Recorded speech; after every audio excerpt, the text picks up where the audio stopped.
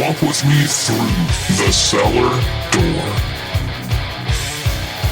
A storm is coming, Francis. A portal to a more skeptical world. Cellar Door Skeptics begins right now. Prepare for the revolution with your hosts, Christopher Tanner and Chris Hanna. Welcome back to Cellar Door Skeptics, number 74. And the opening statement for this episode here is either I'm an alcoholic or this wine isn't strong enough. And that's what you're going to be saying after we get through the first hour of this segment tonight. Well, the first hour. Wait, it's two segments, you said. Yeah. No, so it's one topic for two segments? It is. It is one topic for two segments. We're only going to do two topics tonight. Hopefully that doesn't offend anybody. If it does, send us an email at cellardoorskeptics@gmail.com. See, easy plug right there. And make sure you tell us if you don't like the two-segment show. So what we thought we'd do to begin with, Mr. Hanna, and this is inspired by Dan Carlin himself, is to talk about Trumpcare. And yes, I'm going to call it Trumpcare because he's signing off on it, and that's going to piss him off. So I am going to call it Trumpcare just to drive the Donald nuts. I don't know how much it's going to drive him nuts because it seems like he wants to wipe his hands. He's lost so badly on this that he just wants to run off into something weird. Yeah, but he hates it being called Trumpcare. But so we're going to talk a little bit about Trumpcare. We're going to kind of compare that to what his promises were, to what the campaign was supposed to be, and then we're going to look at it compared to Obamacare. And then later what we're going to do is we're actually going to look at healthcare in America. And Dan Carlin had a recent episode where he talked about this statistical analysis website that actually went in and looked at where we rank with other countries in the same vein. And I think that was important because whether you know that information or not, I want to disseminate that because I want others to be able to go listen to this as much as they can. Because it's very important if we're paying the most amount of money for our health care and getting the least amount of benefits that others should know about this. Because hopefully it'll influence how you make your decision on who you vote for. Or not, but hopefully it does. But to end the episode, we're going to be looking at whether mindfulness is woo-woo science or if it's a good exercise that helps a lot of us decompress after Trumpcare and the failure that the GOP is trying to shove down our throats. And the guy that we're going to be talking to, a guy who knows what mindfulness is. This is going to be us reading you statistics on whether or not mindfulness is Deepak Chopra's weird stepson or not.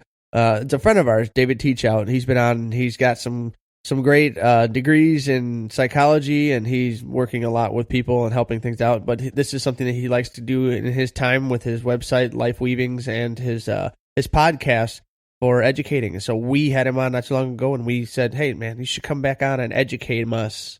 Educate you, education, and just because I've always been interested in it. I've always thought it was pretty cool.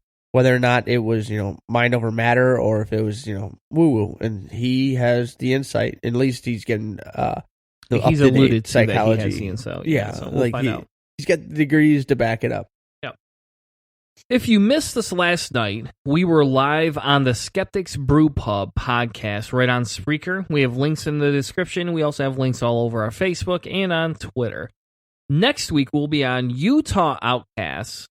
So you want to make sure you check out their show to hear us live on there.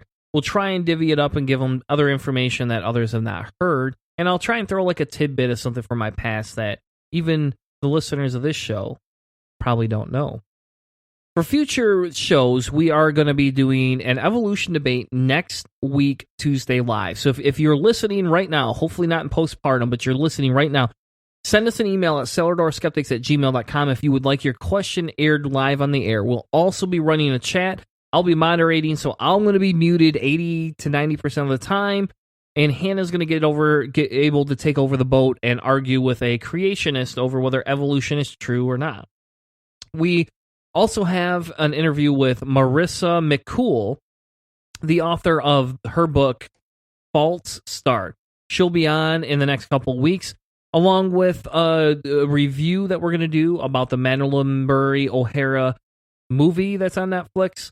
And we have a whole bunch of other topics, along with a discussion on Easter coming up here next month. Easter. Easter. Yeah.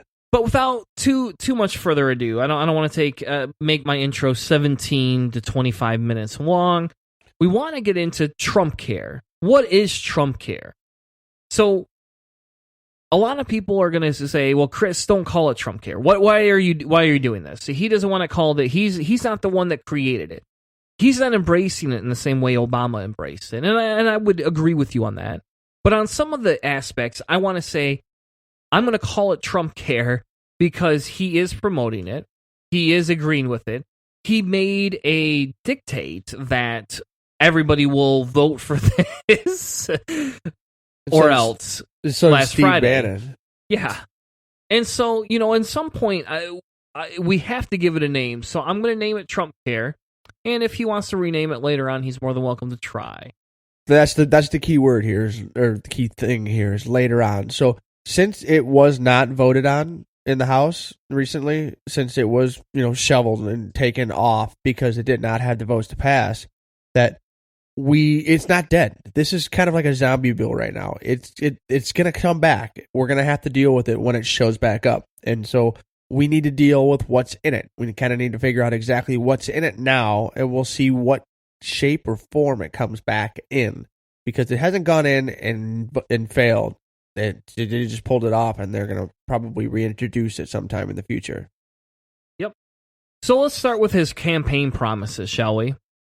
This is what we know about Trump's campaign promises. He says he wants everybody to have health care coverage. Sounds good. HSAs would be expanded and improved to make them more attractive to families. The health savings accounts. Yes. So let me explain what a health savings account is really quick. A health savings account is a pre-taxed account where you put your own money in, and then either your company matches or they don't match it. In my case, my company matches up to $2,400 a year. So if I put $2,400 of my personal money in there, they will match up to $2,400. So that sounds good, right? But I also, on top of that, have to pay $130 a month for my health care. And I have a very high deductible. And you have to pay taxes when you take it out. That's why they say pre-tax. Yes. You don't. As long as you only spend it on healthcare, you don't ever have to pay taxes on it. Oh, that's good. Yeah. So whatever money I spend, as long as I can prove it was spent on healthcare and healthcare needs, and they have guidelines for all these, I don't have to pay taxes on it. Now, if you think about that, though, if I'm putting, what is $2,400 a month divided by 12 months is $120 a month. So divided by 4, that's $30 a paycheck. But I'm paying $120 a month plus my $130 a month that I'm already paying into that. And if my healthcare expenses go over whatever the $2,400, I put in plus what my company matches, then that's all out of pocket. Now, my deductible is capped at $1,300 for an individual and $3,000 for a family on the one plan that I'm on. So logically speaking, if I put the $120 in, or $120 in, or $240 in, whatever I want to put it in a month, my company will match that for the whole year, right? And you would hit your deductible. And I would hit my deductible. Now, HSA accounts allows you to roll this money over. So this is good. You can roll this over year to year, as much money as you want. You don't have to go, well, it's only going to roll 500 or 200. An HSA will allow you to roll that money over. Now, that's good and bad. In some aspects, if you think about what I'm paying for the $130 a month plus whatever I put in. So if I'm putting $120 in, I'm really technically speaking only putting $60 in because my employer is matching my dollar amount, right? So my health care is still higher than my actual payout from my thing. So depending on how he expands it, I know this is a long way around saying this, but depending on how he expands this will depend on how profitable or unprofitable it is and who's going to make the donations. If he expands HSAs to make them more attractive, but you have to put your own money in, and it doesn't come out of the government, and it doesn't come out of your company.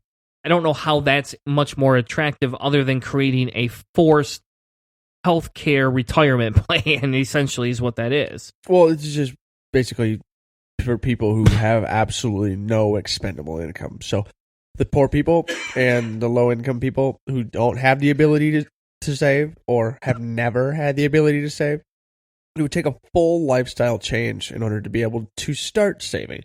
Now, as much as it would be great to get everybody to kind of take stock of their lives and realize, okay, what can I do to start saving money and be more fiscally responsible? It's not going to happen because we just know this about people. People are naturally very slow to accept these types of changes and change their lives and all this kind of stuff. So what's going to happen? People just won't fill these health savings accounts up. It's a willpower problem. These are difficult things to do. It's hard to save money, especially when you're not making much. As if you have absolutely no fiscal income besides what it takes to food, shelter, and transportation. Where is that money going to come from to fill that savings account so that you can come anywhere near your deductible? Yep. It takes people 15, 20 years to match to get up to their deductible rates the way they save money in some places. So this is nice for people in the middle class who have disposable income. But if you're in the lower middle class or lower class, you're not going to be able to save enough to fill it up. The other thing that he promised was insurance could and would be sold across state lines. He said consumers could write off the cost of premiums from their taxes. That already happens. Medicaid would be funded via block grants instead of an open-ended match system. And people with pre-existing conditions are still going to get covered. All right, so some of that sounds pretty good, right? I don't disagree with that in principle. You know, again, I'm not 100% for this HSA thing. I like it, again, if you have disposable income, but if you're on that lower end, you're not going to have disposable income no matter what you look like, right? You can't pull your bootstraps up for nothing. So Speaker Ryan had a proposal called A Better Way, right? A Better Way. Good name for a plan there, sir. It's almost like saying you're trying to rip off the United Way. You're trying to rip off Trump's magma statement. You know what? I don't it's think like he's a cross that sophisticated. I don't think he's that sophisticated. I really don't. So he said this. He says, the emphasis of his plan would be on patient-centered care, meaning patients are in control seat when they choose their plans, providers, and other aspects of healthcare. Okay, well, if you only give me shit choices, what does it matter, right? He said, then also, if you don't have access to healthcare through your job or a government program like Medicaid or Medicare, then you would be eligible for a portable tax credit that you could apply towards the cost of your, oh my God, that sounds like Obamacare, towards the cost of your healthcare coverage of the year. It would be based on the age rather than the income, with older people getting higher credits. I don't see how, again, that seems silly, because if you're younger and poor, it's not going to change anything in the manner of your income. But yeah, if you're young and poor, you'll get nothing. Yeah. The next thing he said is people with pre-existing conditions would be directed into high-risk pools where costs would be subsidized, separate from the general pool of other healthcare applicants. Now, the problem with that is you take everybody and put them in pre-existing conditions. What you're going to do is you're going to say, okay, well, you know what, we're going to cover these health cares. We're going to tell people you can't opt out. We're going to put you in a higher risk pool. Well, guess what? The insurance money and the gambling that goes on in Wall Street and all these other places, it makes the insurance that you have to pay for a higher risk, which means it's going to be less likely to be sold, and you're not going to be subsidized. So if, Hannah, I were to go, I got a $10 bill, a $100 bill, and 10 $100 bills in my two hands, right? And if you pick my left hand, you have a probability, of winning $10. If you pick, my right hand, you have a probability of winning $100. And if you pick my asshole where the 10 ones or the 10 hundreds are in, you have a probability of winning, let's say $5, right? But if you hit the max payout, you could win $1,000, Hannah, if you take it out of my ass. So the problem here with putting everybody in these high risk pools, and maybe that was a dumb analogy, but putting everybody in these high risk pools and low risk pools means that those are going to be, it's going to turn into the same thing that we had with the housing system. At some point, it will collapse because nobody's going to want to invest in those high-risk insurance schemes. No one's going to buy into that. Nobody's going to take those on. And then you're going to be back at the base level. And the insurance companies aren't going to want to be stuck with them. So what we have to do is what Obamacare, I hate calling it that, but what the Affordable Care Act was designed to do was to create an open market that would allow tons of people to get in and use it. And the problem was there were so many people who had no coverage and they were high risk. They needed care. They're the ones that jumped in. And the insurance company said, where are all the healthy people that were supposed to sign up? I'm healthy. I signed up for it, but I didn't do much. I paid my bills, but just my income and the few people like me apparently didn't use the Affordable Care Act. They stuck with their current plans or whatever they had. And so there wasn't enough people in the system that were healthy to build up, the profitability scale for the insurance companies. And these high risk pools, they're an area where there's not much profit to be made. So that's kind of the thing that get put into the bottom drawer, into the back shelf, into the closet. And it's not going to be a place where people are going to get the best care. I mean, it may even be subsidized, but it's not going to be fully subsidized so that these people are going to be able to be high risk and get all of their income taken care of. Yep. So the other things that he said is that he said, I would support funding going towards healthcare advancements and the development of an effective nationwide electronic medical system to improve efficiency. Now, I agree with that, except for if you can't actually quantify that in a dollar amount. If you can't say, I'm going to invest $10 million in this, and I'm going to be able to reduce the amount spent on healthcare because of these efficiencies by more than that, you're not creating a good argument. In the business world, we don't walk in and go, I want to make our area more productive, so I'm going to put in, I'm going to give everybody iPads today, and you're all going to get an iPad, so you could communicate with each other and do all your tasks in our warehouse through an iPad. Well, if my iPads cost me $500 to $600 a piece, and I've got 20 employees, if I can't figure out how to reduce my efficiency or improve my efficiency rates to reduce my costs by that, I've lost money. It's simple mathematics. And if you can't see that, and again, you can say this is what your funding is going to go to, but you should be also offering an actual specific, this is what we're going to save and this is how. You can't do that. That makes no sense to me. He also says Medicare will be strengthened to make it more viable for future generations, particularly the retiring baby boomer generation. Again, all great sentiments. Nothing that I 100% disagree with outside of the fact that there's on the surface vague and it's on the surface. And we know what usually comes out of these things. So, Trump and Republican proposal. Well, they have an actual proposal put on the table, right? And that's what we're about to look at.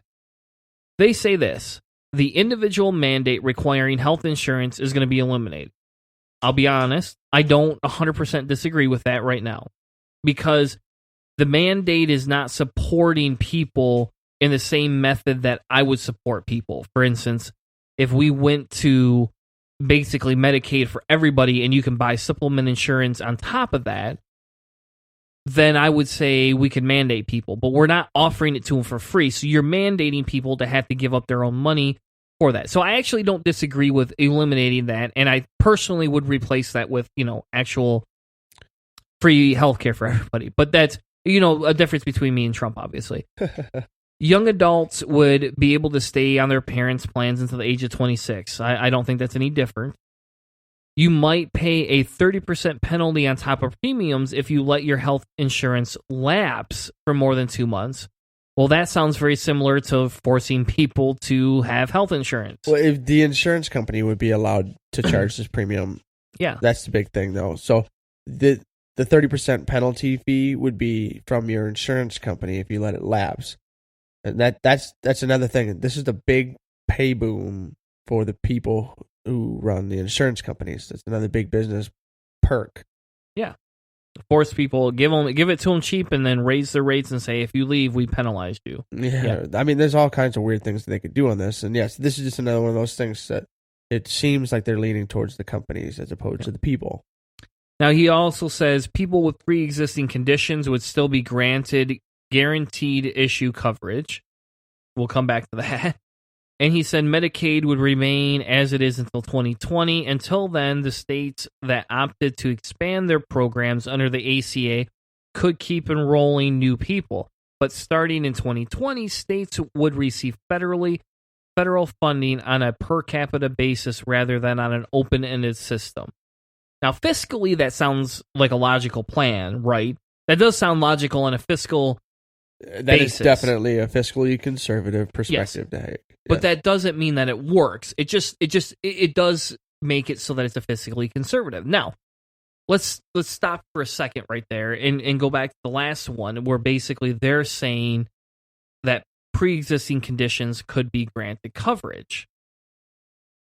What does that mean? That if you have a pre-existing condition, you can get granted coverage. But what does that mean for instead of getting denied, if they say your insurance deductible is $10,000 a year? Could you afford that? Where's your, discussion about, well, we're going to cap things, we're going to stop things? Yeah. So there's several glaring problems with the bill, right? First off, the Congressional Budget Office estimates that in 2018, 14 million more people will be uninsured under this legislation. Why? Why do you think that is, Hannah? Well, it basically says that most of these people that are on the system right now, these separations would stem from repealing the penalties. So taking away the mandate, so you have to buy or you will get a penalty. That's where they say most of those are going to come from. They say these people particularly would make this decision because they didn't want the insurance, and so they chose to pay because they didn't want to pay the penalties. But also some people would forego the insurance in response to these higher premiums, all these new real high costs, and they just don't want to sell. And they think that they're healthy enough that they can not need that insurance and that they'll be able to skip out. And so there's a danger. They're basically gambling with their future lives when it comes to this. But those are the basic reasons that the Congressional Budget Office estimate that 14 million people by 2018. Yeah. So, and for example, about 3 years ago, I was that person. The government didn't offer, or my company didn't offer me insurance that I worked for.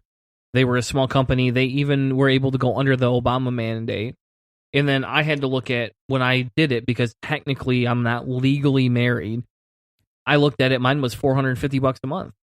Yeah. And so I opted out, figuring at $450 a month, if I put even just a fourth of that away at $100 a month, or a little more than that, right?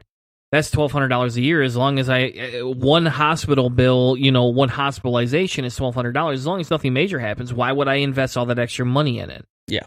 And then you had to pay co-pays and premium type things on top of that. So, I agree. I disagree that we should allow for that, but I can understand why A, it'll save money, and B, it'll force people to make decisions. Yes, it's forcing people to choose their short-term health over quality of life later on, or even survival. I mean, these are numbers that could actually potentially kill people. The Congressional Budget Office goes even further, saying that later, following additional changes to the subsidies for insurance purchase in the non-group market in the Medicaid program, the increase in the number of uninsured people relative to the number of under the current law. So what is expected for the number of people that would be uninsured under the ACA, they expect that number to rise from the 14 million in 2018 to 21 million in 2020 and up to 24 million people in 2026, more than now. So, I mean, before the ACA, there were 20 million less people. So essentially we would go back to where we were and then add 4 million more to it. So we would, in the end, this would be even worse than it was before the Affordable Care Act was put together in 2009. So, yep.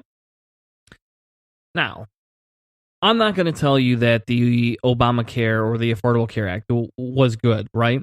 I'm not going to tell you that it's the best thing. I'm not going to tell you that it's some silver lining and we should just stop everything we're doing. I would support Trump, in all fairness, if he actually had a good health insurance plan that came out. I would. And I don't like saying that because I have a really hard time with Trump. I wouldn't expect Trump to have one. But I figured the GOP would have at least whatever had you want one. to say. Stop semantic. But But in all fairness, though, I would support something like that if it were to come out and it would be like, okay, this is going to be a lot better than what we have, and let's repeal Obamacare. I'm okay with that. Yep. I don't feel so far we've talked about anything that's decent. So why don't we compare in a little bit of more detail here? Trumpcare versus Obamacare, right? Sounds good. So the individual mandate, which we talked about earlier, the individual mandate will eliminate under Trump, thus removing one incentive for people to sign up for health insurance. So while we could say it was a negative deterrent that was forcing people to sign up, it was making people sign up for health care. And the more people that have health care and they're paying for it, the chances are they're going to be going to the doctor more often and be healthy. That's what that would be. Now, under the next category, we call price transparency. Trump has called for price transparency under his plan, but he doesn't say what that means. In Obamacare, under the ACA, marketplaces and consumers can see prices and coverage and information in complete detail. The ACA has already made great strides in terms of price transparency. So we don't know what Trump's going to make more transparent unless they're going to show us specific profit margins and all these other things and how we can screw them over. It doesn't matter if we got to see how much a healthcare company made in a year and they're in the billions of dollars. What is that really any different than that healthcare company that's making, I don't know, 0.2% less, right? Yeah. They're still raping us. It doesn't matter what you do. It seems unlikely that the guy who wouldn't even release his tax returns and who has basically shrouded a lot of his stuff in secrecy and hiding is going to be the guy that's going to say, you know what, these corporations all need to divulge all of their corporate information so we have price transparency. It just seems unlikely that this bill will be a big freedom of information for all of the people who are looking at healthcare. Yep. The next one is pre-existing conditions, right? They're the same between Trumpcare and Obamacare, except that Trumpcare has conveniently left off that pre-existing conditions will not receive higher charges. In Obamacare, it does state that. Trumpcare has conveniently left that off. Well, so you know what that means? We talked about this a second ago. What that means is that if for whatever reason we allow insurance companies to control the fate, they can tell people with pre-existing conditions, oh, hey, Chris, you have high blood pressure. Guess what? Your insurance costs 20% more. We see this in the car market. If you have poor credit, you pay more money. Is that fair? We could talk about whether that's fair or not. Now, the difference is now we're taking people's lifestyles and healthcare into question here, and that's completely different. And I would say that's a bit different, especially if you're coming in with the pre-existing conditions, like, well, we can't deny you, so you need to give us your firstborn child and a brick of gold for your first month payment. Well, yeah, obviously you're not going to choose me because my plan is going to cost more than your mortgage, and so just the pricing alone will drive away customers. And so there is no realistic. All your pre-existing conditions will be covered. No, they won't. They will just price you out of their plans, and then they don't have to worry about you anymore. This is simple and easy to deal. Cost assistance is the next one. Trump's plan may include federal subsidies to help people buy insurance, but these subsidies would be based on age rather than income. In Obamacare, people who earn up to 4 times the federal poverty line can still get cost assistance to buy insurance through the marketplace. So that's 85% of people who will sign up will qualify for some sort of subsidy. That's a huge change. Yeah, I get a subsidy. I'm in the Affordable Care Act program. I get a subsidy. And you're rich. You're a rich motherfucker. Give me a break, man. I don't need my household income is below all right, 75. stop. We don't. Anyway. Medicare funding. I'm just giving you shit, man. I know. Medicare funding. Trump has proposed block grant funding to Medicare, which means states would get a lump sum of federal money to fund their programs as they see fit. Great. I can see Dick Snyder being real nice with that one. Yes. Current Medicaid funding is based through Obamacare on an open-ended matching system whereby the federal government guarantees at $1 for every dollar spent by the state. So essentially, the federal government is saying that those on Medicaid, this is a wide issue, right, throughout the whole United States. Therefore, we're going to help participate in the cost. Whereas leaving it up to the states will allow for them to decide, where the money goes, how it's going to be spent, and where are the regulations. So if the regulations stated that it can only be spent on, low-income people, it can be only spent on different healthcare, how do you stop if a drug company creates itself and says, well, I want $10 million per, serum, and you're like, well, that's our federal budget. Yeah. What are you going to do? There's, again, it's too vague for us to know 100%, but without the specific, tangent, or I'm sorry, not tangent, but the specific, laws and rules that say, well, you can't, we're going to put caps on these things, it's not going to do any good to allow the states to control it. Well, we can just expect a conservative ended plan like this to have less regulation. It's going to give the states more freedom.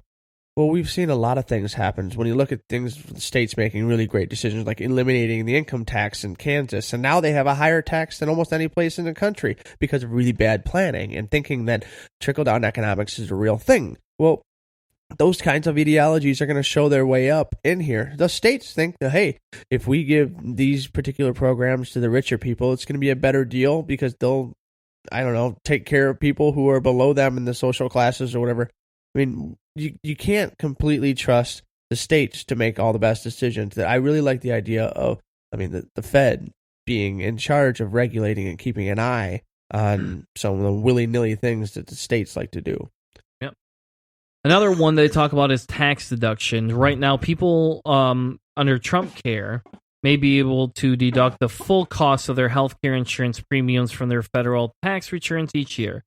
Right now on Obamacare, people can only deduct the medical expenses if these expenses exceed 10% of the household's adjusted income. Okay. Prescription drugs. Trump has discussed the idea of allowing people to purchase prescription drugs from foreign countries, which he believes will lower costs. I don't disagree with that as long as they're regulated and it can still be done through a doctor. They don't say whether that can happen or not, so I have a harder time with it. Obamacare says that overseas drug importation is in the past. As it stands, there are no provisions that will address this. And Bernie Sanders has been clamoring about this for years now. Is why can't we import cheaper cost drugs from Canada? And there's all kinds of federal restrictions and regulations against that. These are things that have been lobbied for and that we need to deal with when it comes to the rules like that. But this doesn't seem like it's something directly being held back by the Affordable Care Act. It's a change that we need to make in our legislation, not in our healthcare plan. Yes. And that's exactly how it feels. It does feel like that. And I don't disagree. Again, if they can meet our standards and it can be prescribed by a doctor, and then, the doctors can be held responsible if they prescribe you the wrong thing, like, well, here's that knockoff, Adderall. Go ahead, take this, and then you take it, and you're like, oh, I feel like I'm on meth, and like, oh yeah, well, we forgot there's a provision. Oh yeah. I disagree with that. I believe with regulations, I'm okay with this, and I think we should do this because, in all fairness, if we're going to look at the true capitalistic market here, right? You take the true capitalistic market and you open it up even wider to the whole world. Yeah, you're going to reduce your costs on prescription drugs. It's a fact. The next one is the HSA and the HSAs, which are tax advantage medical savings accounts, would be bolstered under Trumpcare. That's all they say. Under Obamacare, individuals have the option to use these, but most people don't because they require high deductible plans and significant funding. If Trump can fix those two things, then again, we would say, yep, that's good. In my case, I don't get a choice. That's the only insurance I can get. I have high deductibles at my company. I don't get a choice. So the HSA works out for me only because it's just another way for me to hide the amount of money I got to spend on healthcare.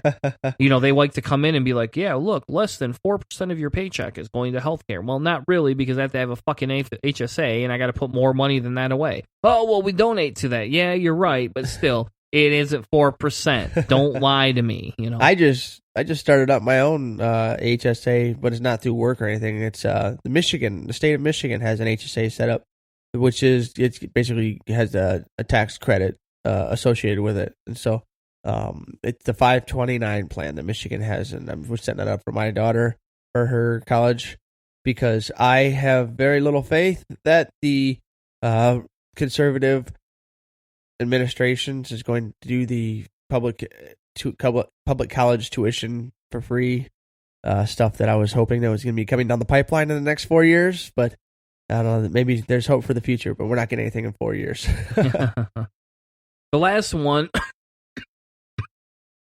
the last comparison that they had was interstate insurance sales. Trump wants to remove the barriers for states to be able to sell within other states, as Obamacare has kept that very strict because they feel the states understand the needs of those insured. I don't have an opinion on this, so we'll just say it is what it is. I've seen some analyses saying that giving insurance companies the ability to sell across states could help. Mostly, it would be the biggest ones who have a network distributed throughout the country. And if anything, it would push out and further drive away the smaller healthcare networks because they wouldn't be able to compete with these giant mega conglomerates. So, I mean, they haven't said it would be anything major benefit from across states, but definitely doesn't seem like it's going to be good for the little guy. No, it doesn't. So I think we're going to take a quick commercial break. I think we've chatted at y'all for 36 minutes, so I think we'll take a quick commercial break, allow for you to hear where you can get more from Cellar Door Skeptics. And when we come back, we're going to be talking a little bit more about the Trumpcare, and then we're going to also be discussing about our healthcare and how we compare with the rest of the world. So make sure you stick around for more Cellar Door Skeptics after this quick commercial break. Hello, I'm Miss B. Haven. I'm Demanda Wright. And we're promoting secular feminism. And you're listening to Cellar Door Skeptics.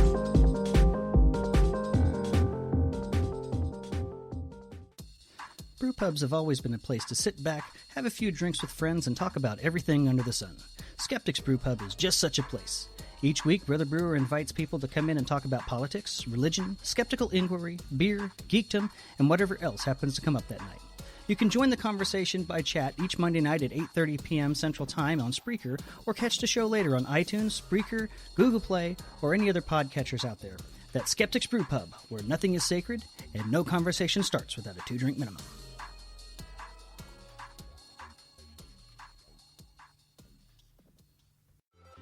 Considering how you want to help Cellar Door Skeptics, head over to iTunes or your favorite podcast app and give us a rating, because every rating helps push us in front of new listeners. And since our main goal here at Cellar Door Skeptics is to provide the most accurate information possible, we hope that more ratings will mean that more people get to hear the topics that we're presenting.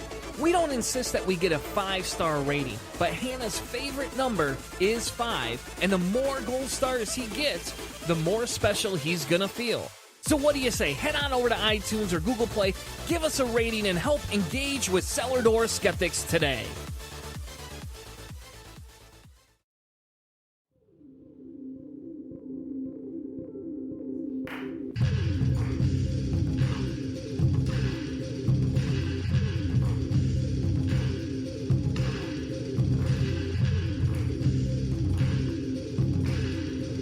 This is Daniel from the Country Fried Free Thought Podcast. I hope you enjoy Cellar Door Skeptics as much as I do, as they help us prepare for the revolution.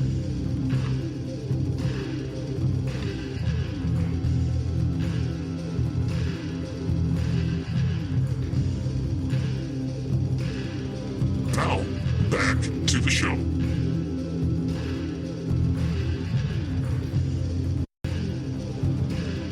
Welcome back to Cellar Door Skeptics. Thank you for sticking around with us through our quick commercial break. It's always quick, right here on the most amazing show that Chris Hanna's ever been on. Anyway, thank you so much for joining Cellar Door Skeptics. We were talking about Trumpcare, how it relates to Obamacare, and then we're going to get into what our healthcare system really is like.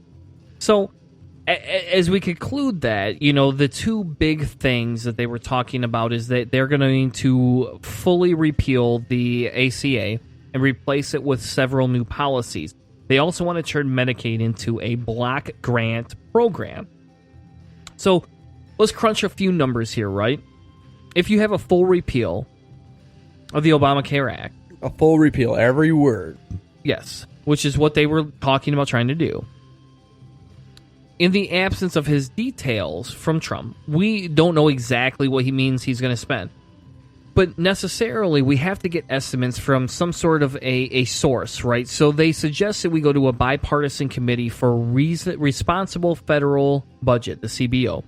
And they say they currently suggest Mr. Trump's plan to repeal and replace Obamacare would cost between $270 billion and could be nearly around $500 billion over 10 years with economic growth anticipated. They said these numbers would be smaller if he preserves certain parts of the Medicaid cuts and the tax increases from the current healthcare system. A full ACA repeal results in the savings of $1.1 trillion, and the repeal of the tax legislation increases and Medicaid cuts would increase costs by a combined number of $1.5 trillion. So really, in total, the repeal would cost us $420 billion, but we could reduce it down to $200 billion depending on how the economy fares from this. So does that sound like that's a winning statement, Mr. Hanna? Well, I mean, if you're going to crunch the numbers, you're looking at just saving dollar bills. Yeah, you're going to save roughly 400. What it says, repeal could cost $420 billion. And I mean, in the end, what are we looking at? Who's going to be paying that money? I mean, that's taxpayer money. Yeah. What is the entire budget for our military budget? Like, Trump wants to boost it by $50 billion. He has to carve stuff out of everything in order to get just $50 billion. We're talking about $420 to $200 billion. I don't know where they're going to get it. Like, I don't understand where the positive is here, besides the people who have all the money already that aren't going to be affected by losing their health care. Yeah. And so, with the removal of it, they say there's going to be 21 million people who will lose their health care insurance. Now, we talked earlier about 14 million of those being people voluntary, yeah. Right? Well, those would be the immediate ones by 2018. Yeah, and they're the ones that say, I don't want this anymore. I'm done with it. I don't want to pay the money for it. Blah, blah, blah. Right? Mostly, yes. Mostly, yeah. So that's still at least 7 million people that will lose health care insurance. And part of the replacement health care would be to allow people to deduct health care insurance premiums at tax time to sign up for HSAs and to have high deductible plans instead.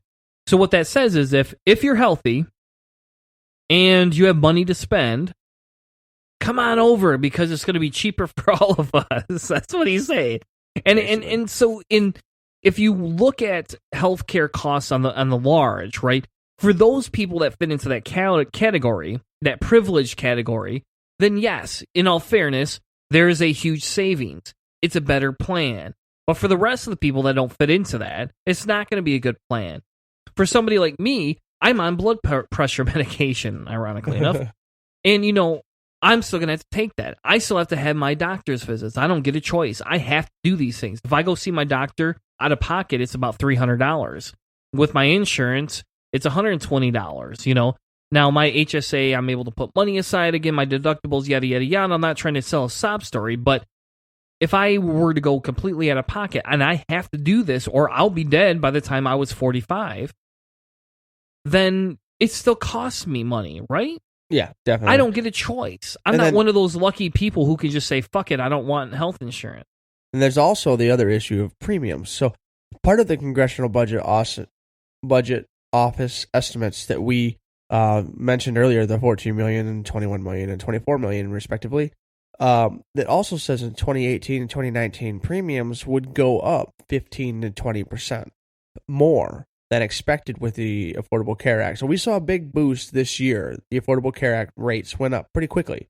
And they're expecting in 2018, 2019, if they did, they haven't yet, obviously they pulled the bill, but if they had gone through with it, we would see rates in the next 2 years increase of 15 to 20%.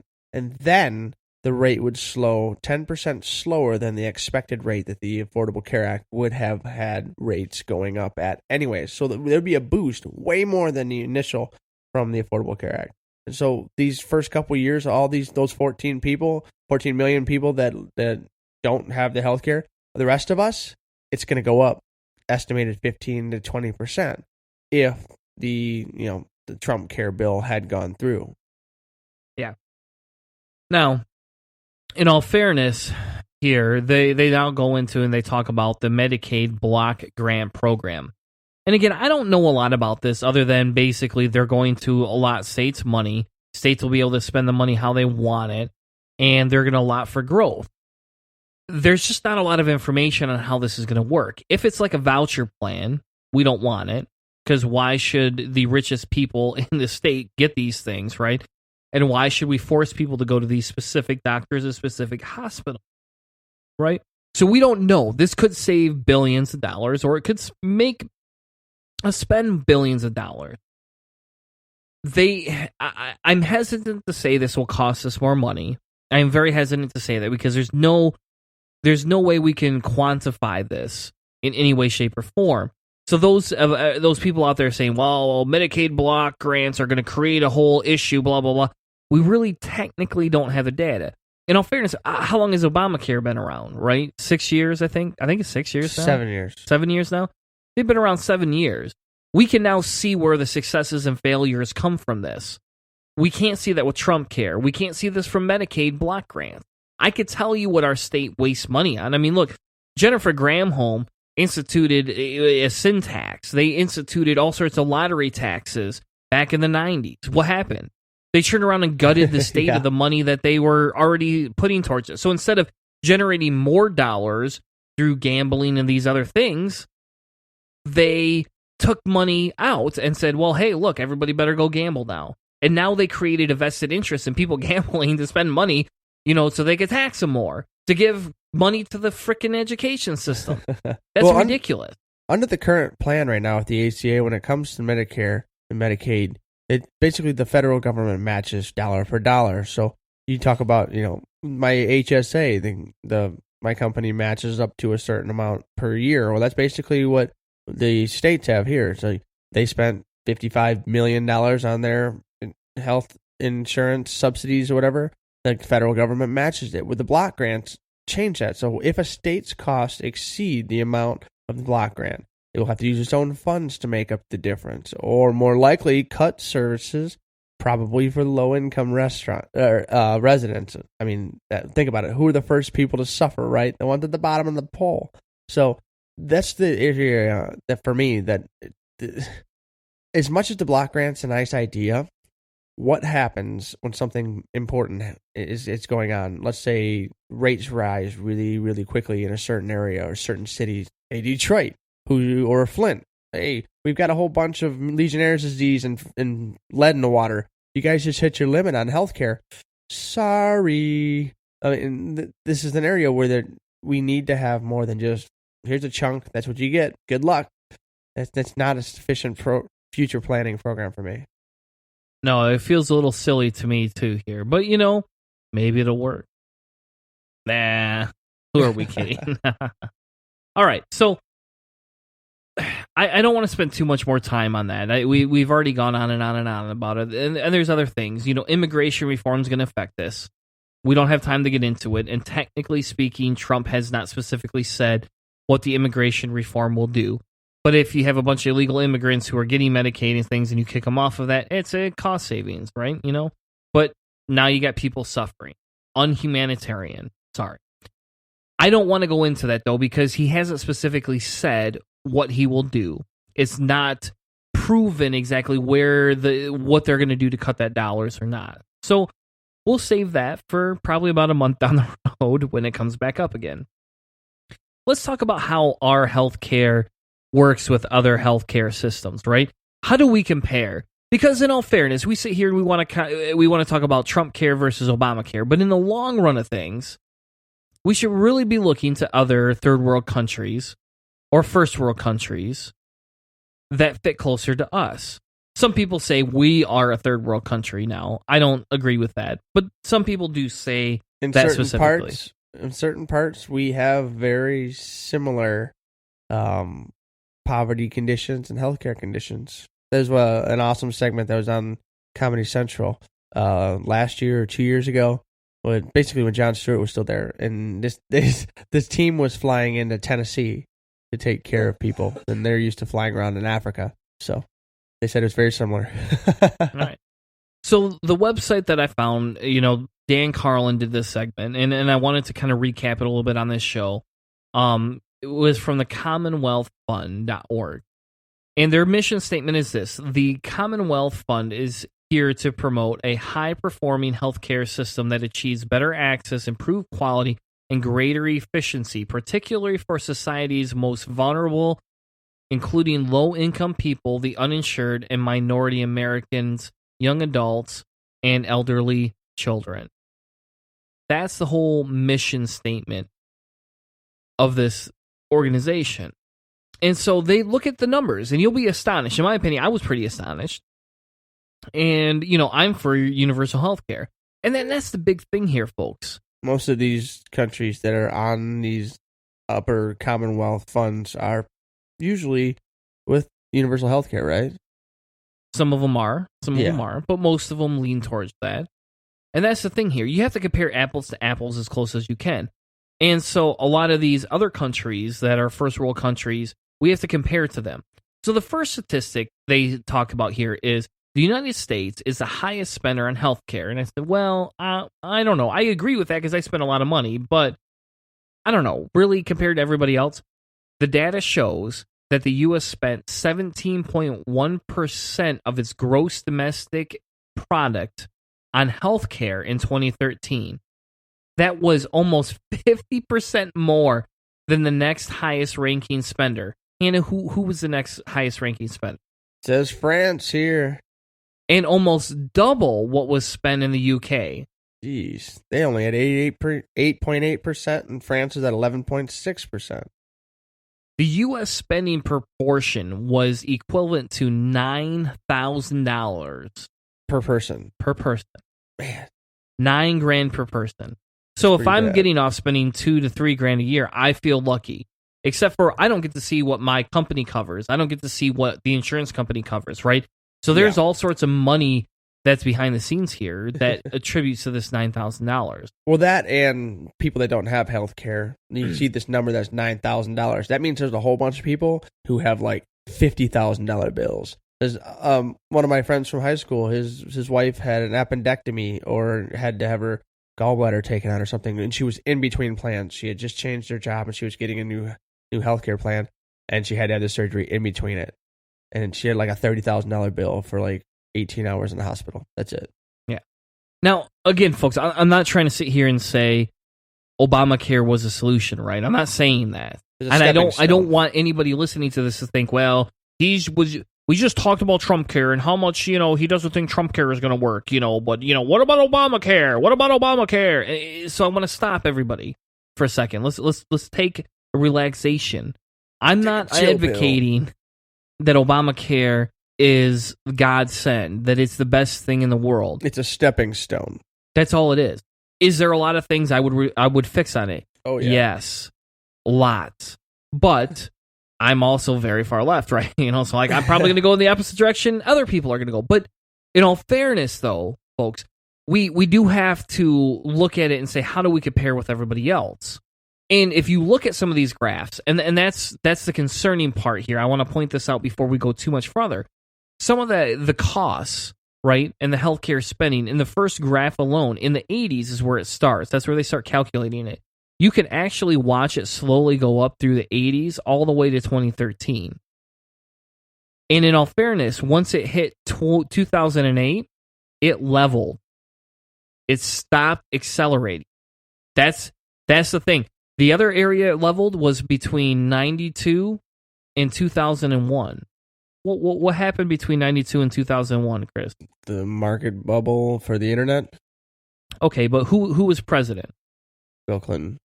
Who was president between 2008 and 2013? 2008 and 13, that was Obama. Okay. So now I won't say that this could just be a correlational thing here, right? It could be. So you're saying the Democratic president saw increase and the Republican presidents are flat? No, I'm saying the exact opposite. And I'm not, and again, I am making a correlation here. I want to point this out that this is just based on the statistical numbers for 80 to 2013. So just 33 years. In that 33 years, during two presidencies, we saw a leveling out of money for healthcare spending on the GOP or GDP. Okay? So make of it what you will, but that is a fact. It's still increased before and after that, but that's still a fact. Now, let's look at it. Let's look at another number. Since 2009, healthcare spending growth has slowed in the U.S. and most other countries. The real growth rate per capita in the U.S. declined from 2.47% between 2003 and 2009 to 1.5%. So nearly a 40% reduction between 2009 and 2013. In Denmark and the United Kingdom, the growth rate actually became negative. Yeah. So that sounds a lot better, huh? Well, yeah, no, that's one of the things that people have been criticizing the U.S. markets for slow growth. Well, we haven't seen negative. We have not seen decreasing growth or a recession. We've had a recession in the market, which is basically flattened everything out, but it's still not as bad as some of the northern European countries, which is one of the reasons why we've seen so much unrest there. And they're looking for a scapegoat, which happens to be immigrations. Yep. So, moving on to the next point. Private spending on healthcare is the highest in the U.S. In 2013, the average U.S. citizen spent $1,074 on out-of-pocket healthcare for things like co-pays and prescription drugs and healthcare deductibles. There's only one other country that beat us, and that was Switzerland at $1,630, while France and the Netherlands spent less than 1/4 as much. That surprises me. That's $277. That's a lot. Yeah. That's a lot less. Wow. As for other private healthcare spendings, including private insurance premiums, the U.S. spending towered over other countries at $3,400 per capita, more than 5 times the next highest nation, which was Canada. And Canada was $654. Think about that. Think about what you could do with almost $3,000 in your pocket. If you gave me $2,800, I'd be getting a new deck or some new fencing. I would put that directly into my retirement. Well, that's because you're cheap. Yeah. I would invest it back in the economy because I'm a good capitalist, Tanner. You're a bad capitalist. Well, all I can say is that I ride the long-term rates, and I'm boring like that. But there's nothing like watching your numbers go up in your investment. So the next point they talk about is U.S. public spending on healthcare is high despite covering fewer residents. So not only are we higher in what we spend, we cover less people. Yep. That seems crazy, right? That seems like the great American way. We want to take care of everyone, right? Well, no, not really. Yeah, that's just crazy. So they talk about the difference. In the U.S., about 34% of residents were covered by public programs in 2013, including Medicare and Medicaid. By comparison, every resident in the U.K. is covered by a public system, and they spend $2,800 per capita. Public spending on healthcare would be even greater in the U.S. if the tax exclusion for employee-sponsored healthcare insurance, which amounts to, they claim, about roughly $250 billion each year. That's crazy. If that would be counted towards public expenditure. So that's $250 billion a year that is given as a tax exclusion, and so that money isn't counted towards this. And so we would need to distribute $250 billion into the 330 or 370 million people in this country. So you're going to see that number that we have up there for public spending at 4,197 go up a whole bunch more if the big giant companies didn't have a nice tax exclusion. So yuck. Yep.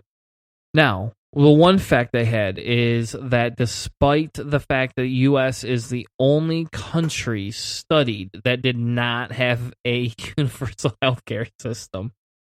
So we're behind the times, folks. And so, now I would make an argument right here.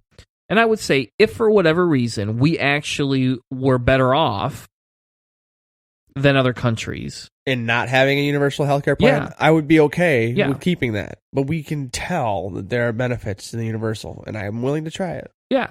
And so the question is, why can't we make it work and others can? That's a bigger question here. And I'll be honest, I don't know if this article answers that. Again, let's get through a few more statistics, but that's the problem, folks. That is a huge problem, is if we can't look at this and say, we're at the top of the chain, yet we're paying the most money and we're covering fewer people. Therefore, we don't need universal health care. That makes no sense to me. We have to go on the opposite side. We should be wanting it and figuring out how can we get it to spend less. Now, if it doesn't create costs to go down, it's like the Republicans saying, they're like, costs are going up. You get universal health care, our costs will quadruple. That means we have a broken system. Oh, yeah. Well, the big question, to have one. You got to look for who stands to benefit. Who stands to benefit from universal health care? The Fed, which tax rates will go up because they're going to have to cover all these costs. So the Fed stands to benefit. They're going to have more income. The insurance companies don't stand to benefit. They're going to be basically losing all their power. You and I stand to benefit, so the little guy does. We're going to have insurance benefits. So in our current system, who stands to benefit keeping things the way they are, removing the ACA and going even further away from that, going back to the way it was when you can refuse people? The big money guys do. Like, that's who stands to benefit. Yep. Man, this is depressing. The next statistic that we talk about, man, we're going to need that mindfulness exercise here coming up. That's coming up next. Yeah, the next statistic we talk about is that the U.S. had fewer practicing physicians than other median countries, 2.6 versus 3.2 per 1,000 population. With only 4 per year, Americans also had fewer physician visits than others do. Now, I'm not saying that having more physician visits means that we're going to have cheaper health care. What that should mean is we should have healthier people, therefore we have cheaper health care because we're spending less on fixing problems, especially in the future. Yeah, preventative care is a big deal. Like, if you can do preventative care and keep people healthy that way, it's way cheaper than dealing with people who have chronic problems. Yeah, for example, if Chris had gone to the blood pressure specialist, 4 fucking years ago before I lived with high blood pressure for over 4 years, I would probably be in a lot better state. My dad is a perfect example of that. He almost had a stroke when I was in 6th grade because of his high blood pressure. It runs in my family. It just does, right? But he went and got some of it taken care of. Then he slid back into old practices, and guess what? He's now diagnosed with having, heart issues, at age 55. And spending thousands and thousands and thousands of dollars of healthcare money. Yeah, but the difference becomes in his benefit is the company he works for pays for it. Yeah. So, so again, though, who's paying for that? If we had better visits, more visits, we were able to diagnose things more often, would our costs go down? And statistics show they do. Yeah. According to this. The next statistic that they look about is Americans appear to be the greatest consumers of medical technology, including diagnostics and pharmaceuticals. No question there. Americans suck down more opiates than anyone, anywhere, all right, everywhere. Hold on. You're jumping the gun here. They're talking about MRIs, CT scans, PET scans. That exams. Is something that I have heard about, is that not what happens with people first time they'd ever had any kind of healthcare. They immediately, once they were on the ACA, they had all of the tests. I mean, they had all of them done. So we were getting over examination. People were wasting money on really expensive stuff, though. So that's something that the U.S. being at the top, it could be fixed, and maybe it needs to be reduced. Yep. But we'd have to see why. Again, if we go back to you didn't have insurance, you need to go do this. And you need all the fair benefit. Yeah. The next point is healthcare prices are higher in the U.S. compared to other countries. Sounds like we already talked about that. But they talk about the actual costs of surgeries, the actual costs of hospital visits, the physician prices. The average price for a bypass surgery is $75,000. This is more than $30,000 higher than the second highest country, which is Australia. At $42,000. At $42,000. Now, if you need to have that done right now, and therefore it costs more, then okay, we should be looking at that. Yeah, I don't know if that's the case. The statistics are too hard right now to look at that, and we would have to spend another 17 hours going through all that data, and then another hour explaining it to you. Well, we could spend that 17 hours on the plane ride. Because Australia. It's $30,000 is much more than it costs to fly to Australia to have this surgery. So we can learn about it, go get our surgery, come back, and still cost cheaper than the American surgery. So, other studies have observed that there's high prices for pharmaceuticals. In 2013, investigation of Canavos and colleagues created a cross-national price index for a basket of widely used inpatient pharmaceuticals. In 2010, all countries studied had lower prices than the U.S., around almost 50%. So what does that mean? They're either padding their pockets, using that money to fund further research, or they're burning it. Maybe they're just like the Joker. Maybe they're like, hey, we don't need money, we're going to burn it all. I don't know. I doubt they do that, but you never know. The insurance systems in the United States have turned into investing options. People invest money in insurance companies to make money. And so you have to keep your dividends and your shareholders happy. So in the United States, there's lots of investors. They have to keep all those investors happy. The costs have to go up in order to keep the dividends and everything, the payouts, so the investors are happy. Because they're the most important ones here, not the people that they're being taken care of. Yep. Another one they talked about is despite its high spending on healthcare, the U.S. has the poorest population health-wise. That doesn't sound very logical to me. You want me to spend more money to get less health expectancy? What the fuck is that? The U.S. had the lowest life expectancy at birth of all the countries studied at 78.8 years versus the median at 81.2. Now, you might say, hey, who gives a shit, right? That's only 3 years. To me, that's a big deal. I don't believe in the afterlife. I want my 3 years. Additionally, the U.S. had the highest infant mortality rate among other countries at 6.1 deaths per 1,000 live births in 2011. The rate... guess how many deaths on average it was, Hannah? I don't know, 15,000? No. We were at 6.1 for 1,000.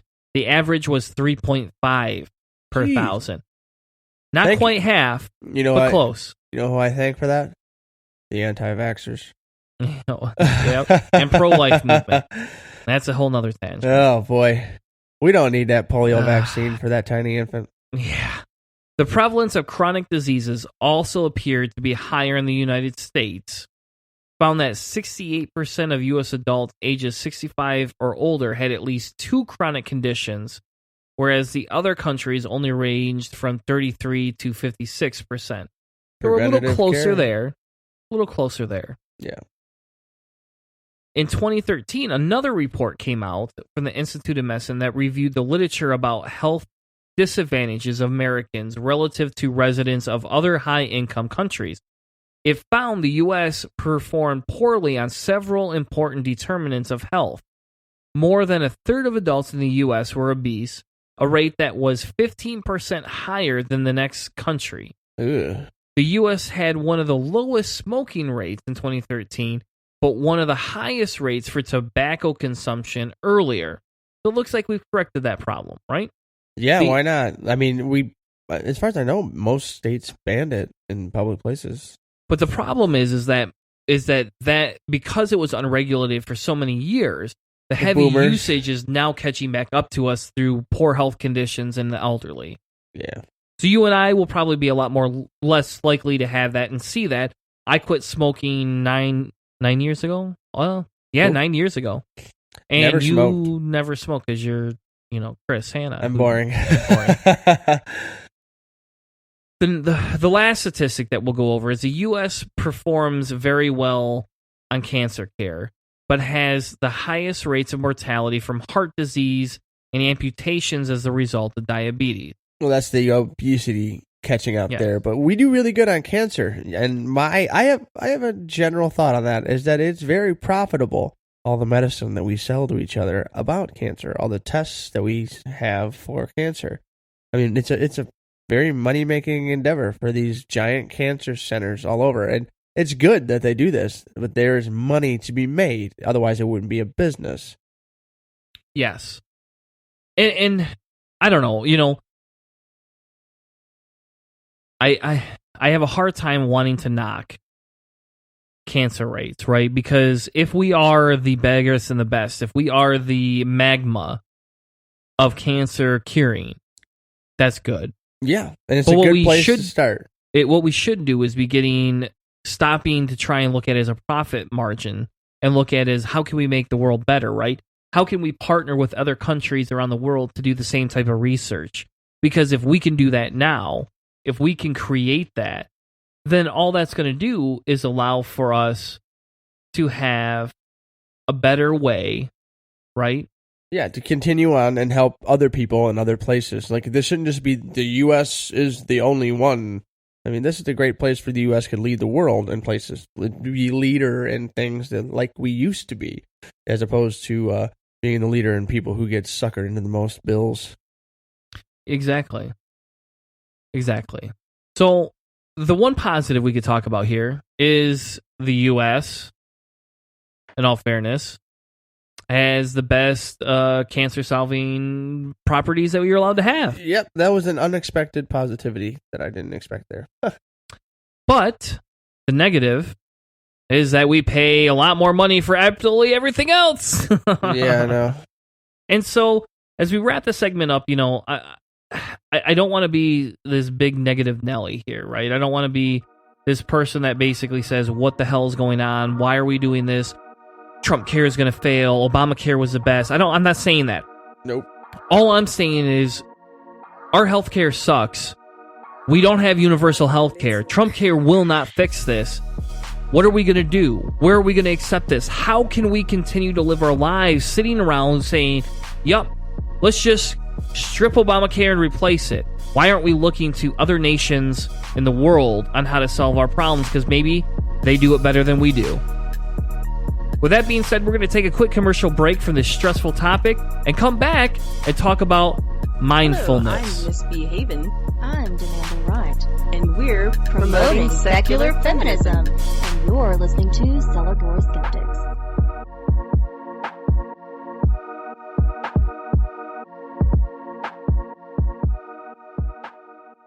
Have y'all ever wonder what it's like to be a redneck with empathy? Have you never heard of a Southerner who isn't a blathering bigot? Well, have I got the show for you. It's the Podunk Polymath Podcast, hosted by myself, Chris, and it's the sentiments of a secular, sarcastic, screwed-up Southern SJW and skeptic.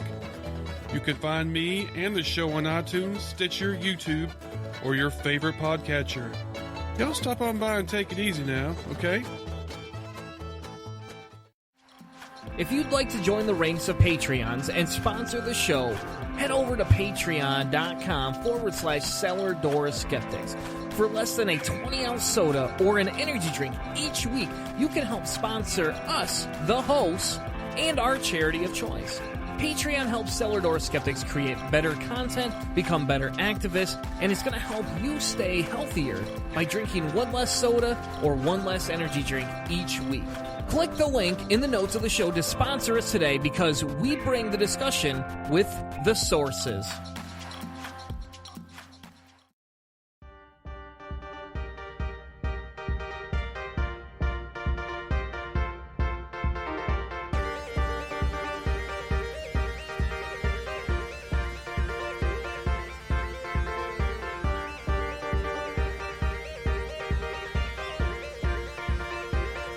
This is C-Web from ParanormalSkepticAcademy.com, and you're listening to Cellar Door Skeptics.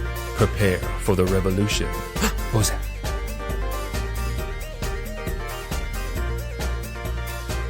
Now, back to the show.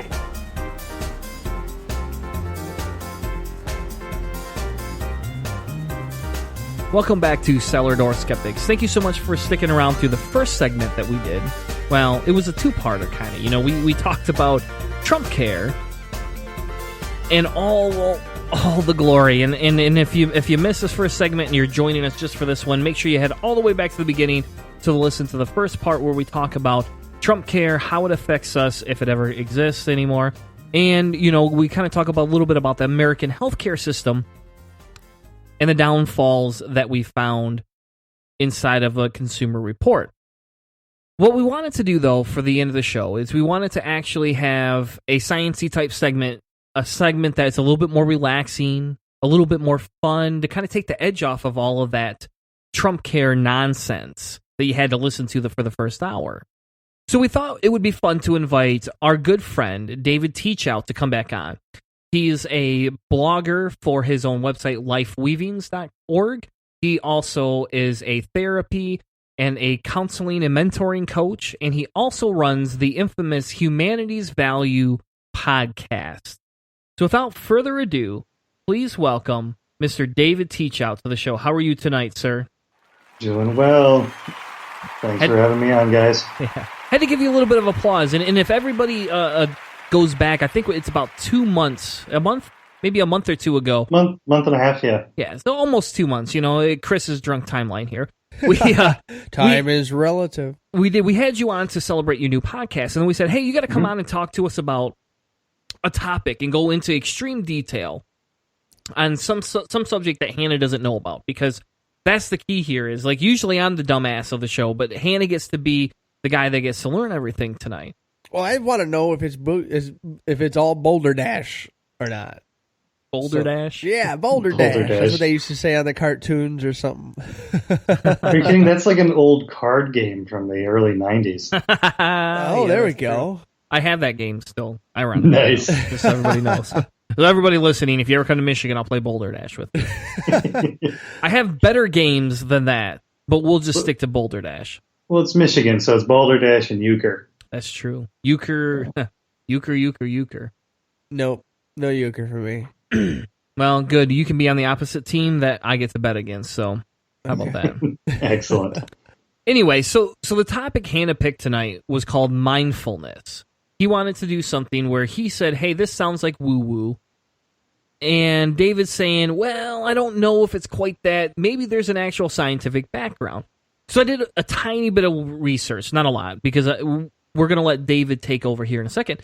But the Psychology Today, the definition of mindfulness on their website is, mindfulness is a state of active, open attention on the present. When you're mindful, you observe your thoughts and feelings from a distance without judging them as good or bad. Instead of letting your life pass you by, mindfulness means living in the moment and awakening to experience.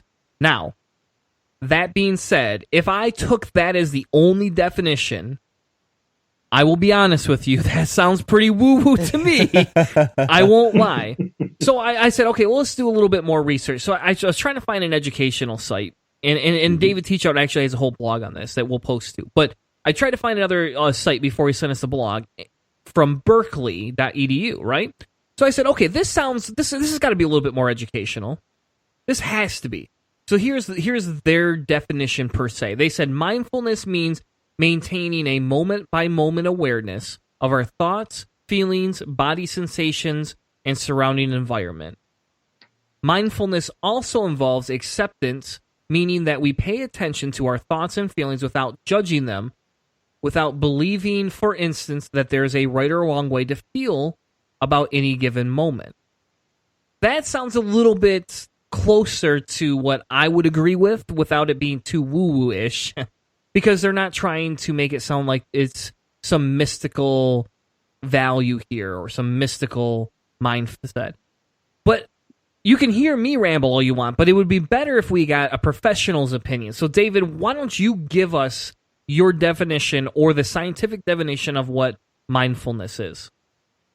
Well, so want to be careful here. There is really no scientific or agreed upon universally idea of what mindful is. I tend to look at mindfulness as a set of, as kind of a category to capture a lot of practices. Some of those practices, will be certainly far more woo-woo, and some of the other ones are being practiced in, business schools to, meditative techniques from business all the way down to grade school. So for my own kind of, blog and how I use it in both individual and group therapy, I came up with, mindfulness is an active mental state of reflective awareness about the present. Now, breaking that down and really kind of going, okay, well, what exactly is meant? And part of, I want to take issue a bit on, and this often gets done, is that often the definitions will focus on, well, we are doing about non-judgment. It's about, kind of stepping back and kind of just letting everything flow. Frankly, I find that a little ridiculous. And the reason for that is that I simply do not believe that we can ever escape judgment. What I believe some mindfulness practices do is not about escaping judgment, but about escaping the belief that one judgment is all there is. That whenever we look at one of our behaviors, whenever we look at something we've thought, done, whether or not it's ourselves or somebody else, judgment often ends up being this kind of all-encompassing picture. We say, well, I judge this, thereby, nothing else can be added to it. And mindfulness practice tends to, at least the way that I use it, gets us away from that. And basically goes, judge all you want, but recognize that there's absolutely no single judgment that is going to capture everything that you just did or what the other person did. So it's far more active. That's why I said it's an active mental state. It's intentional, it's focused. This isn't about necessarily relaxation, although quite often that happens. And it's not necessarily meditation. The meditation tends to have a bit more of a religious connotation to it, which is perfectly fine.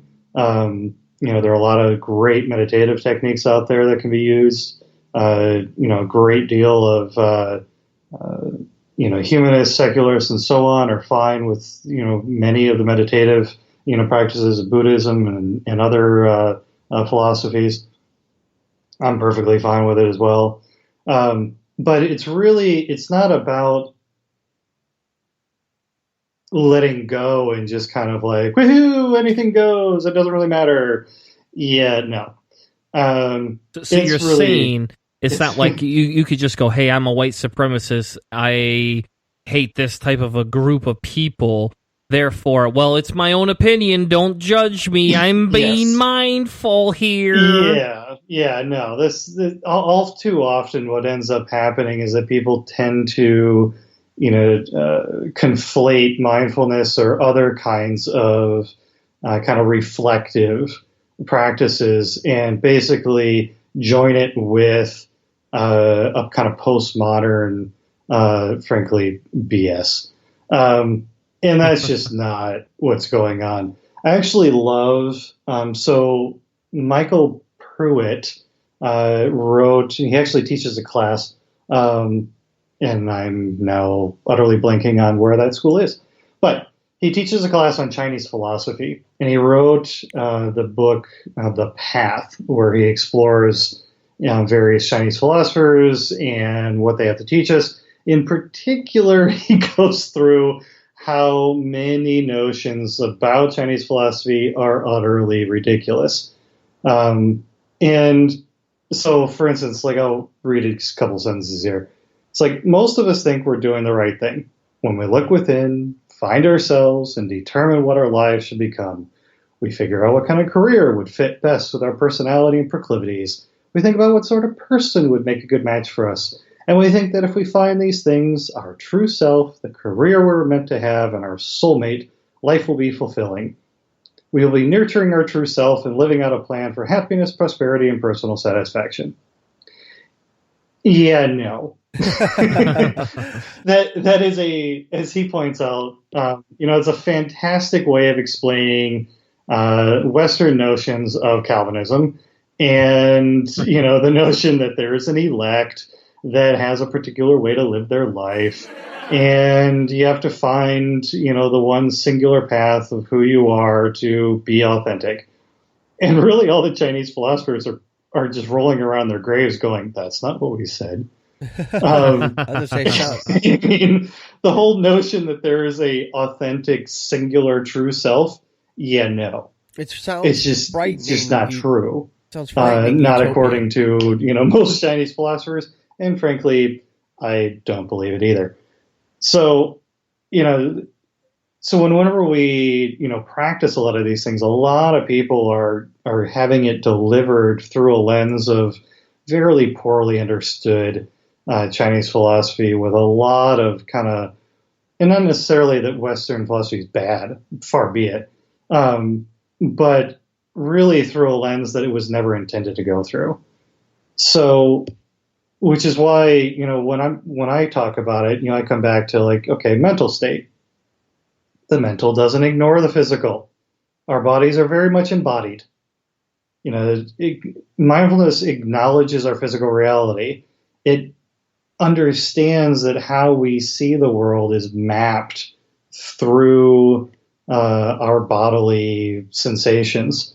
And so, which is contrary to some understandings, very Eastern. They never, this whole notion that, is all about spirit and, body needs to be overcome, is really not an accurate understanding. And so we go from that into just kind of being reflective. So we often think we're being aware when really we're not. And often use with clients, those who drive. How many people have actually been behind a wheel, and then all of a sudden they get to their destination and you're like, how did I get here? Where'd the last several miles go? Well, isn't that drunkenness? No. That's right. We don't do that. We don't do that. We don't do that. Yeah, let's not promote anybody that. Listening, please do not drink and drive. Yes. Don't drink and listen to the show either. You can drink and listen to the show. Just don't drive home when you're done. As long as you're not listening to the show while driving. Don't drink while you're listening to the show if you're driving, because that's the other thing. It's like we love people do their drinking games with us, but no, don't do the shot games when you're driving and listening to the podcast. Well, I can think of summer days driving on a nice, bright, sunshiny day, just being completely in the moment and just phasing out for miles. And it's like, oh man. You're just thinking about something deeply or whatever. Basically, the whole thing with the mindfulness area is awareness and stuff. So when I think of awareness, I think of situational awareness of the environment and everything in a physical location, all of the materialistic things happening on what's going on, like situation. And I always have a hard time basically breaching into the mental faculties and stuff. So is this specifically designed to just kind of organize the way you think, or is it supposed to be a new way of thinking and a way of changing how you look and think about things? So a little bit of both, and also more. Depending on what you're using it for, you can help with organizing. It can help with changing, and in fact, it starts with the change because it does one thing. And I'm glad you brought up the situational awareness piece here, because quite often I think that's what people are usually referring to when they think of awareness. And you're right on that. The difficulty, though, is that when people use it, they think, well, I'm aware of everything around me. And that's just simply not true. We are profoundly blind to the things that are around us. Our brains are not so much as reacting to reality as physically or mentally constructing it based on assumptions of how things are going to keep, happening. So this is why, in fact, we get startled. This is why, we tend to focus more on movements rather than, just simply looking at changes. We're designed by evolution to not get lost in the minutia of life. So our brains just kind of ignore it. So, which is why, if we come into a room or, that we've been there over and over and over again, and typically nothing has changed, and we'll just sit down at a chair that we think is there. Well, if somebody had moved it without our awareness, then we sat down, we'd fall on our asses. I mean, this gets done as a joke, but that's just it. But nobody ever assumes, well, wait a minute, what does this actually mean about how we're living our lives? And the reality is that we are simply not aware nearly as much as we think we are. It's just that we seamlessly go about our lives because by and large, our lives aren't all that full of change at the degree to which we need to be that's dangerous. We wake up, we have our routines, we go to work, we have our habits and routines, we come home, we have further habits and routines. We don't, we only really feel stressed. We only feel like, wait, I need to start really paying attention when something from that, something impinges on us or what we assume is going to happen next doesn't. So, okay, maybe this is moving the subject too far away from it, right?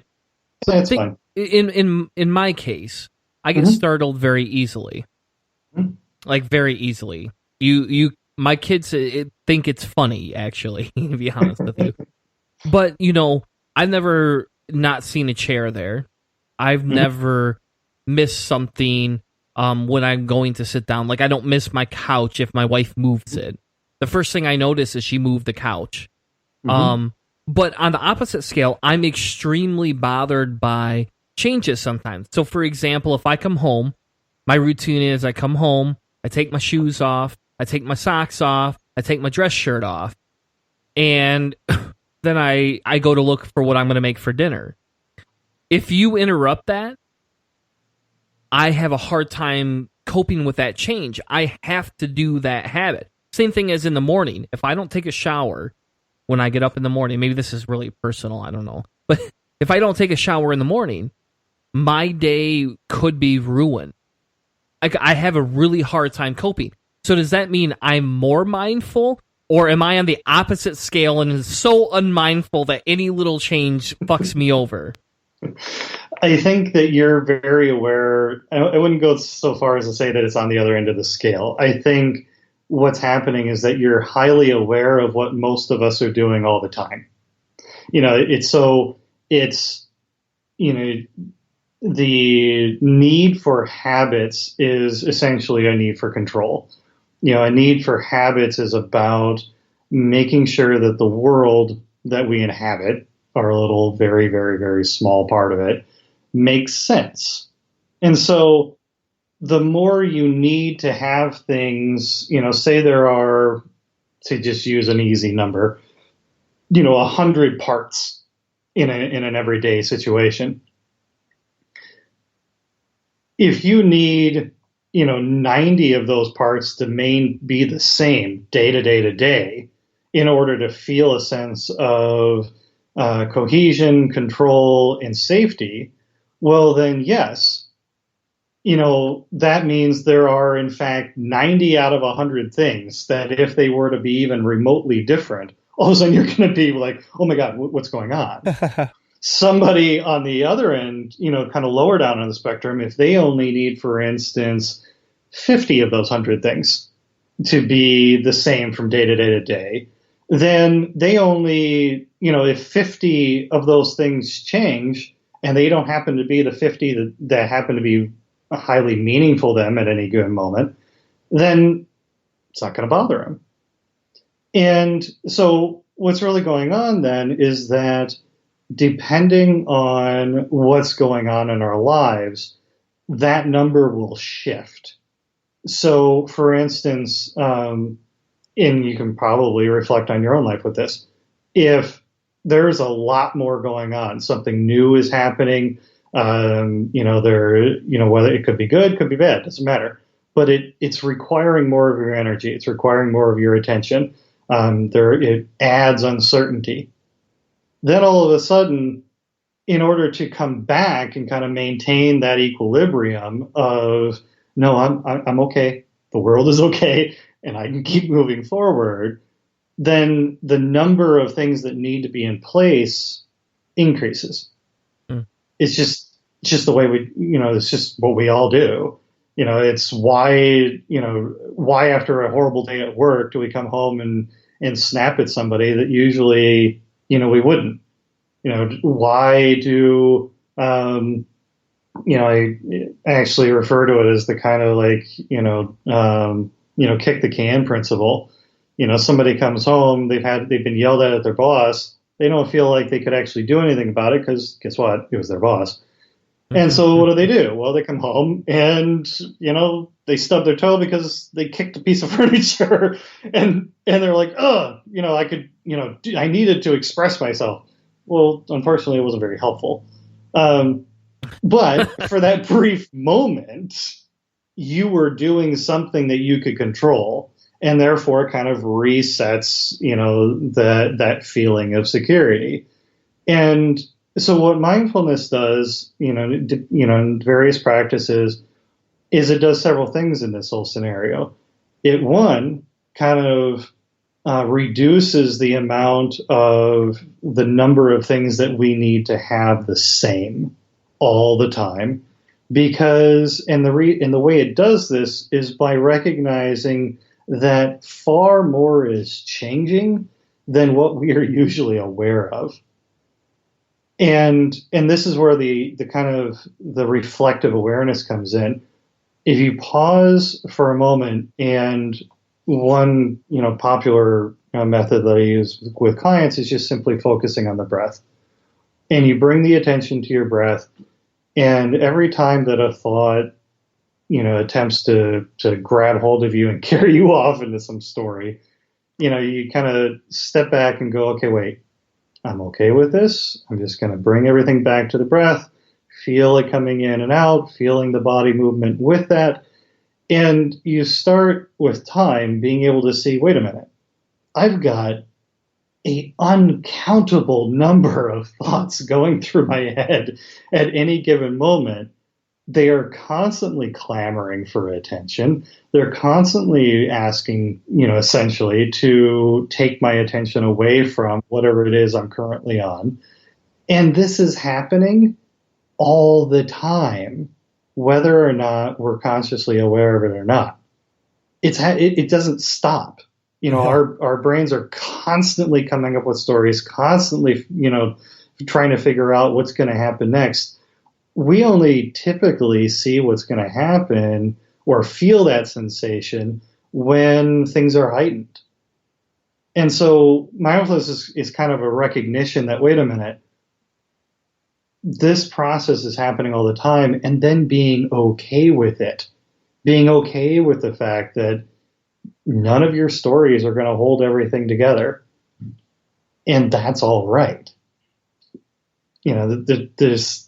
It's not that all of a sudden you've lost control. It's a recognition that you didn't ever have as much as you thought. And that's where I think the woo-woo really comes in, for people is that, well, if I practice mindfulness, therefore I will, gain mastery over myself and my thoughts and emotions and so on and so forth.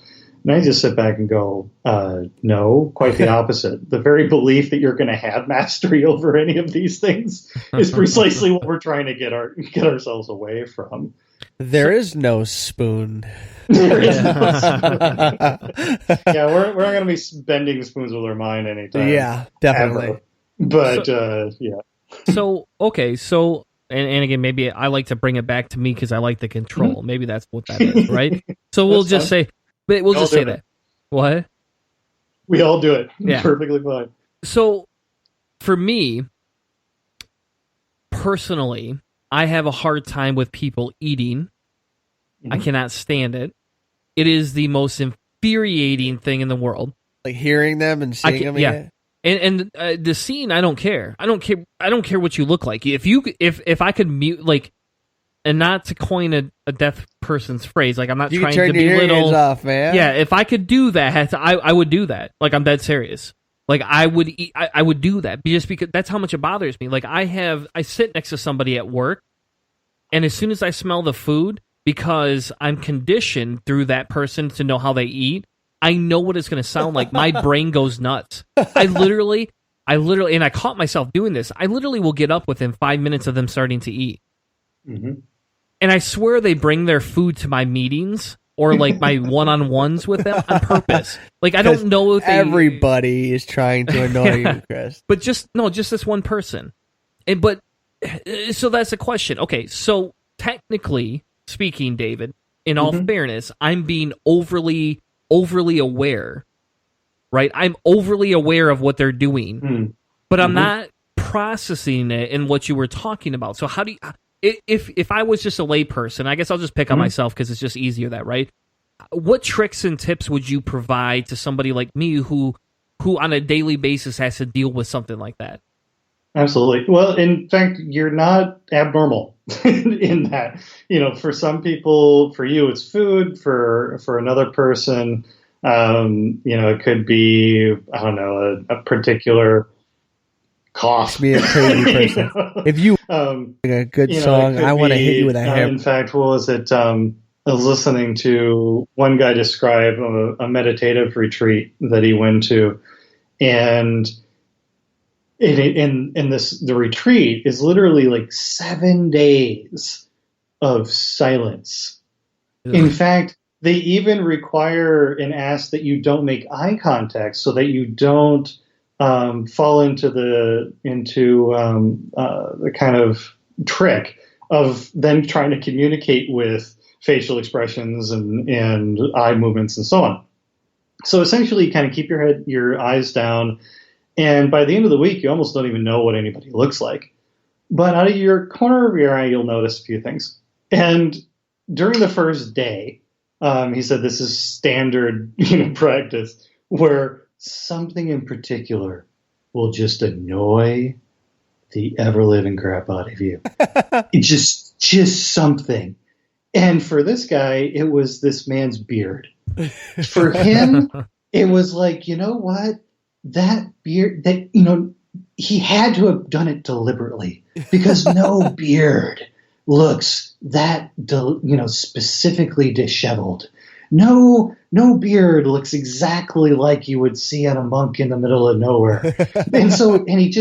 It's like, and then it would go to, you know what? I think he did that on purpose. I think that he knew I was coming in and he did this on purpose. And he just keeps going and going and going. So what's going on here? Thankfully, the obsession diminished with time. But what's going on here is what ACT, or acceptance and commitment therapy, will refer to as fusion. We have a judgment or a thought that frames a situation, and we think our thought, as in the judgment, is the exact same thing as the experience itself. So, the massive problem with that is, as in with any kind of judgment, is that we've tricked ourselves into thinking that there is absolutely no other way of looking at this situation except through this judgment lens. And when we simply know better, I mean, as good scientists, we should be going, wait a minute. There's a number of ways to look at different things. There's always variables that we haven't considered, especially when the experiment has to do with the entirety of a life situation. So I'm not even what sure would that Chris it's do even on that? possible to capture all the variables in that. So what mindfulness here will do is go, okay, we'll say, coming back to your example, somebody who's just annoying the hell out of you about eating. Notice that even the way that you described it, the person doesn't even have to be there. I mean, simply talking about it brings it to mind. And if we were to hook you up to a bunch of instruments, we could probably go, wow, heart rate just increased, vocal tone just increased, galvanic skin response, you started sweating a little bit more. And all of that's because your arousal system's kicking in. You're going, I'm ready to get really upset here. And the person doesn't even have to be in the room. So what's going on here is that the brain is essentially saying, oh, this is a situation that I already know is going to happen. I've already judged that this is a problem. I've created this story, and therefore I'm going to be prepared to deal with what I know is going to happen. And then, of course, it does. And gee, this is self-fulfilling prophecy. We already have the story, then it happens, and we think, oh, yep, see, I was right all along. What mindfulness does is, for instance, you can actually sit at home, break the story down into component parts, and go, do any one of these things alone cause me a problem? Is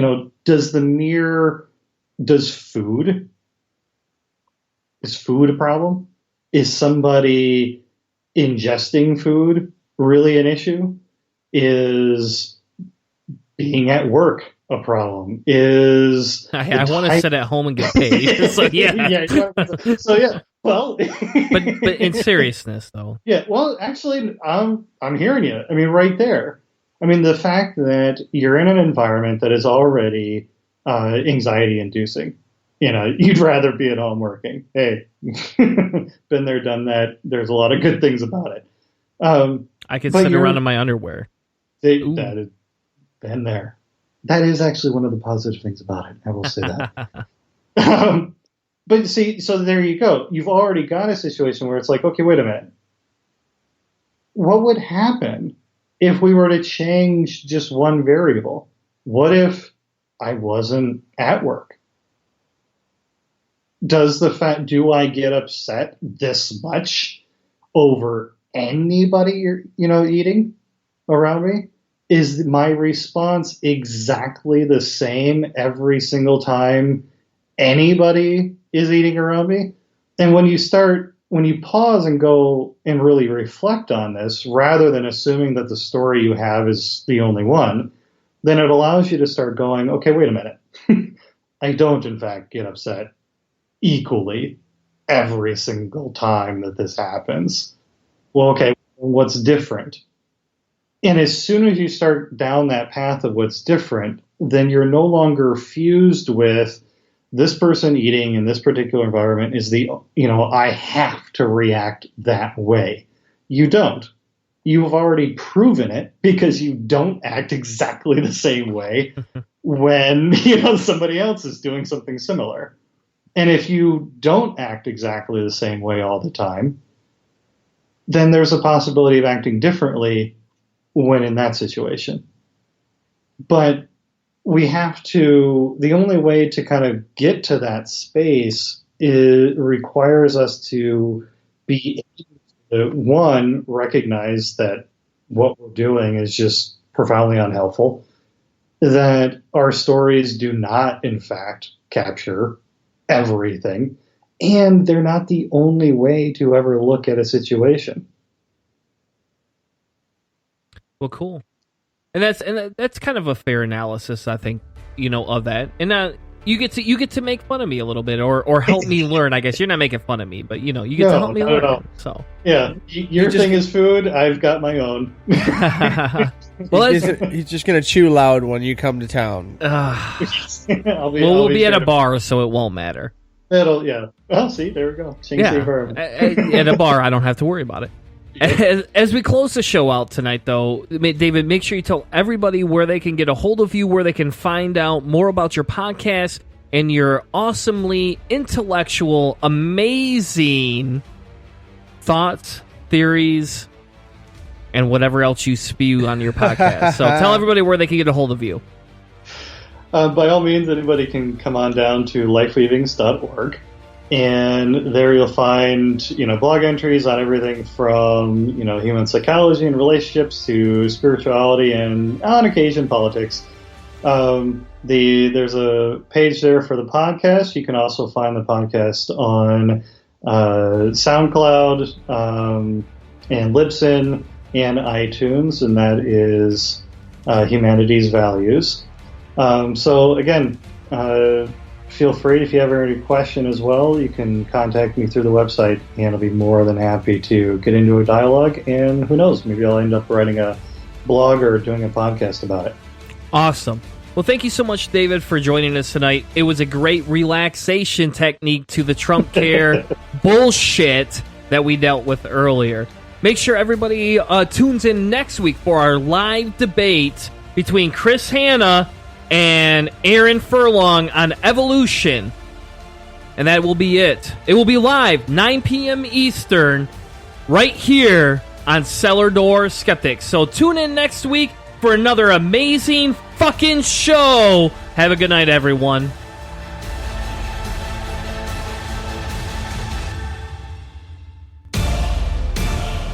You've been listening to a presentation of Cellar Door Skeptics. Check us out on Spreaker, cellardoorskeptics.com.